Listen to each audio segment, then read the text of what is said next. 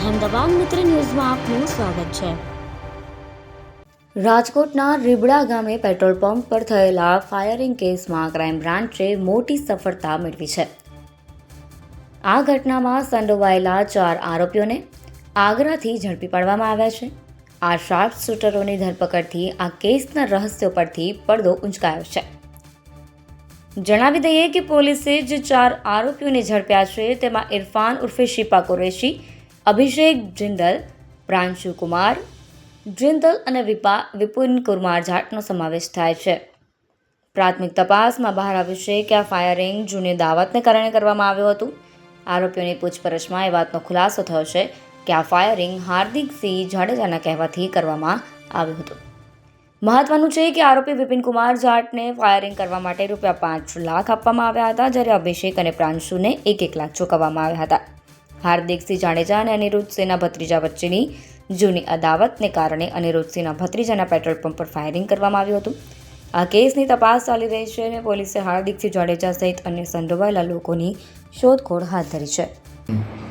ગઈ તારીખ 24/7/2025ના રોજ ગોંડલ તાલુકાના રીબડા ગામે જે પેટ્રોલ પંપ ઉપર 2 અજાણ્યા બુકાની દારૂએ ફાયરિંગ કરેલું, જેને શોધી કાઢવા તાત્કાલિક આ બાબતે રાજકોટ રેન્જ આઈજીપી શ્રી અશોકકુમાર યાદવ સાહેબ તેમજ રાજકોટ ગ્રામ્યના એસપી શ્રી હિમકરસિંહ સાહેબ તેમજ Dhoraji ASP IPS madam Simran madam દ્વારા માર્ગદર્શન આપવામાં આવેલું, જે અનુસંધાને એલસીબી વીવી વડોદરા તથા તેની ટીમ, એસઓજી પીઆઈ પારઘી તથા તેની ટીમ, અમારા ગોંડલ તાલુકા પોલીસ સ્ટેશનના પીઆઈ પરમાર અને તેની ટીમ આ આરોપીઓની શોધખોળ તપાસમાં હોય એ દરમિયાન હકીકત મળેલી કે મહારાષ્ટ્રના મુંબઈ ખાતે તેમાં આગ્રા ખાતે આરોપીઓ હોવાની શક્યતા હોય, જેથી તાત્કાલિક ત્યાં તપાસ કરતા ઇરફાન ઉર્ફે Shipa son of Mohammad Rais Qureshi Dani Limda Ahmedabad, 2 number Abhishek Kumar son of Pawan Kumar Jindal Agarwal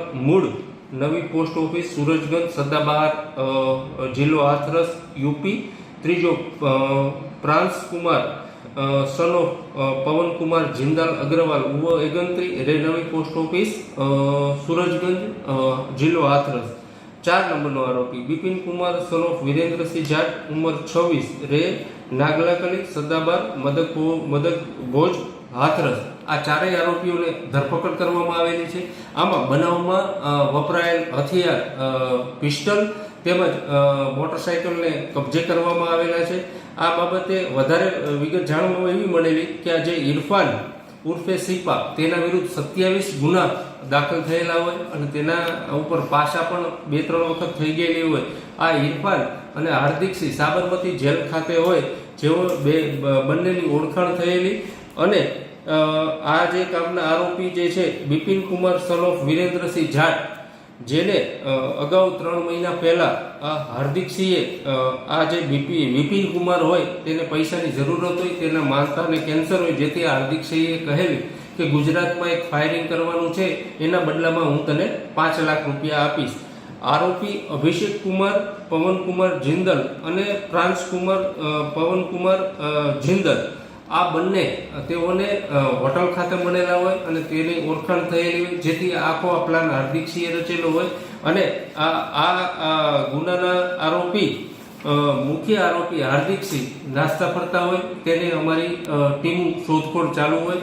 આમ આ આરોપીઓ બીજા કોઈ ગુના કર્યા છે કે કેમ, બીજા કોઈ સંડોવાયેલા છે કેમ, એ બાબતમાં હાલે ગોંડલ તાલુકા પોલીસ સ્ટેશન પીઆઈ એડી પરમાર તપાસ ચલાવી રહ્યા છે। અહેમદાબાદ મિત્ર ન્યૂઝની યુટ્યુબ ચેનલને સબસ્ક્રાઇબ કરો અને બેલ આઇકોન જરૂરથી દબાવો, જેથી દરેક મહત્ત્વના વિડીયોની નોટિફિકેશન તમને મળતી રહે।